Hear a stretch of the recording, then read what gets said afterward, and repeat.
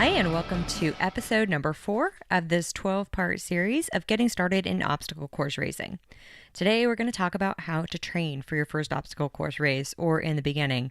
This is a topic that encompasses a ton. So we're just going to touch on the main points of it, where you can get some resources, and kind of what to watch out for. So how you train depends on where you're starting.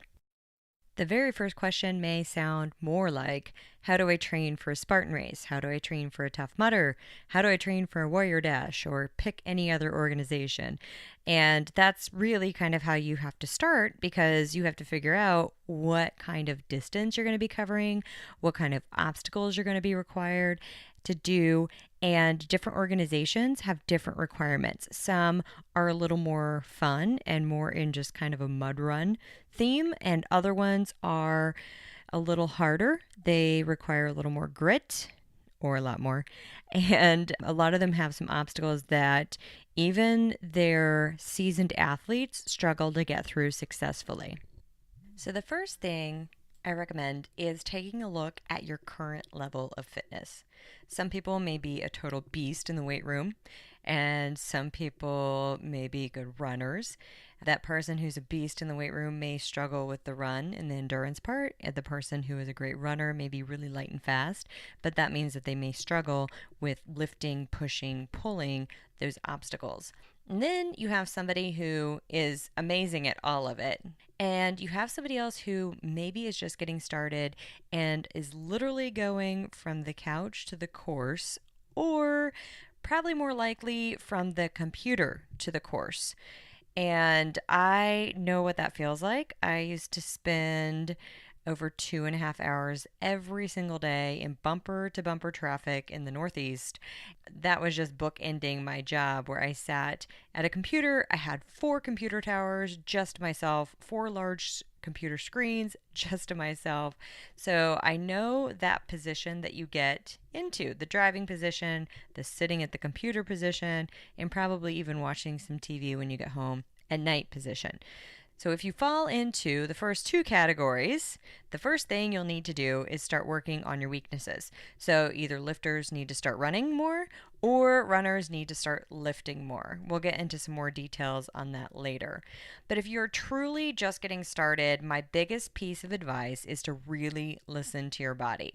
Now, if it's been years since your arms have been in any position other than right in front of you, hanging your entire body weight from your arms on a monkey bar is not going to get you stronger. It's probably going to get you hurt. So work on that mobility, work on that strength, that true strength, not just pushing stuff around. You want to make sure that you're not going to injure yourself as you're getting into your new sport. Let's start with some free resources. Nearly all of the large race organizations out there have some sort of free training resource available. I recommend that you sign up on their email list. You will be surprised at how much super valuable free information they actually share. I know I've seen some for Spartan Race. I've been seeing stuff for Savage Race. That's just what's been popping up in my social media newsfeed.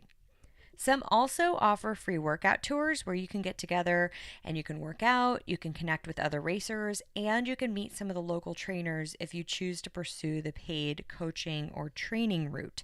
That's really important, and we'll get to that in just a second. Another free resource that I am a fan of, podcasts just like this one. You can listen to endless hours of strength training technique, endurance training principles, nutrition information, success stories, all of that. Spartan has their own podcast even. So tons and tons of different podcasts dedicated to OCR. So you can also look into local running clubs, hiking clubs, even local triathlon clubs. They run a lot too. Meetup.com is a great place to get started. And you can recruit friends and family and coworkers to train with you. The benefit of training with these other people in your life is that you have this built-in team building benefit that you get from it. So then we move on to paid coaches and trainers. So not all trainers and coaches are created equal. Prior to hiring somebody, you're going to want to make sure that they've actually done an obstacle course race. I highly recommend hiring a trainer or a coach who has even been through an obstacle course certification.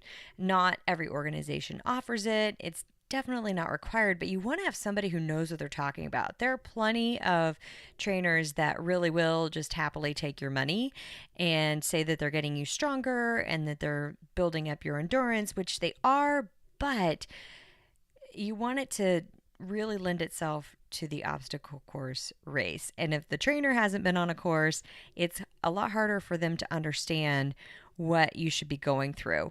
And something that I offer my clients a lot is just the pointers. So in between sets and sometimes on some longer endurance training sessions, we'll talk about different techniques and things like that. It's just an added benefit that you get from somebody who's been doing these races. So how would you find an obstacle course race trainer? A lot of people are like, wow, that's so specific. It is specific, but if you check with your race organization, I bet they have a little coach finder feature to it. I am certified as a Spartan SGX coach. Steven is certified as both a Spartan SGX coach and a Spartan obstacle specialist that he went to for the extra training. You may even live in an area where there aren't any OCR certified trainers and coaches. In that case, just make sure that somebody understands the different demands that an obstacle course race is going to place on your body. Specifically, things like those shoulders. You need to make sure that you're not going to injure yourself when you get to that course because the adrenaline will be pumping and there are just all these other factors that go into it. So make sure that you are training for those scenarios, a lot of off balance kind of things too. So then let's talk a little bit about the fundamentals of training for an OCR. We started this whole lesson by describing three types of people: the people who are not doing it at all, the people who are maybe stronger at the obstacles, the person who is maybe better at the run. We also have the people who rock at all of it.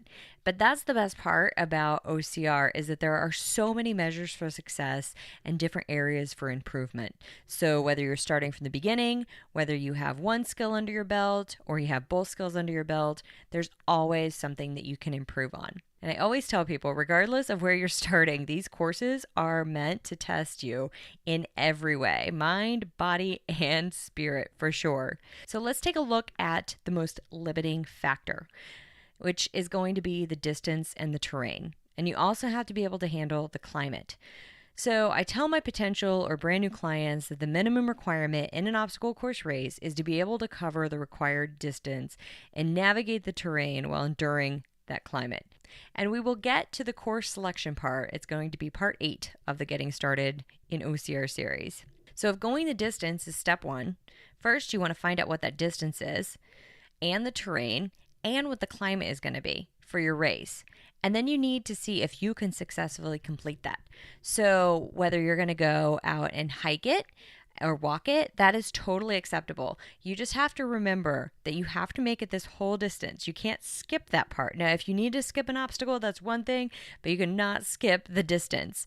And speaking of obstacles, you also have to make sure that you're going to have enough fuel in your tank to be able to do those obstacles. So if you do the distance and the terrain and the climate, and that's all you can do, then work on your training some more so that you get comfortable with that because you're going to have obstacles added in there. After you're able to get the distance, the terrain, you're getting that conditioning down, you're going to want to start adding the obstacle training in. Sure, you'll be able to carry heavy things in your obstacle training, like sandbags and buckets, but you'll also want to work on your flexibility and your agility. And then finally, we have training your mental toughness. So our recommendations is to read or listen to the audiobook Spartan Up and Spartan Fit. And there's also a documentary titled Rise of the Sufferfest. So I'm sure there are other great books out there.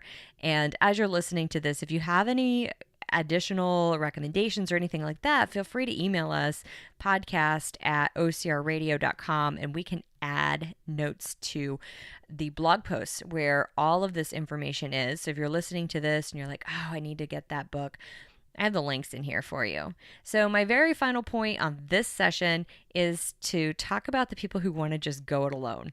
And I give a lot of credit to the obstacle course racer who wants to forego all shortcuts, hacks, information technology, any of that stuff that makes it easier for us because we all enter this sport for a reason. And some of us, that reason is to get back to nature and to completely disconnect. Some of us really want to remember what it feels like to have to figure things out without YouTube. The beauty of this sport is that we're all the same good kind of crazy. All right, so stick around for session 5 coming up next. And hit that subscribe button so you don't miss an episode. OCR Radio. Get out, get dirty, get living.